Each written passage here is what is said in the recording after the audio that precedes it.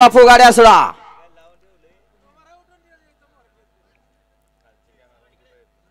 खाल्ले कॅमेरामॅन. गाड्या सुटल्या सेमी एक सुटला आणि एक मध्ये लढत चालू झाली.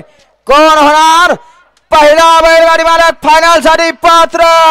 लढत चालू आहे. सुंदर अशा गाड्या पडत आहेत. पड्या लकी डॉन आहे. इकडं भोरकर आहे तिकडं पड्या देखील ब्लॅक आहे. दोघात काटाकीर अशी लढत अतिशय सुंदर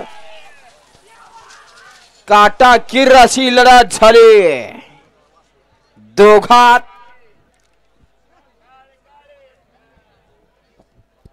घ्या बापू सेमीफायनल 2 लावून घ्या.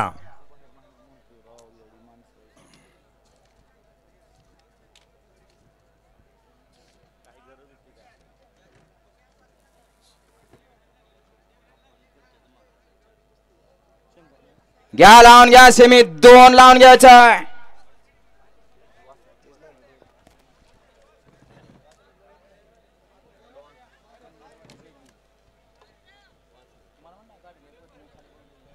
घ्या पंचा निकाल घ्या पटपट.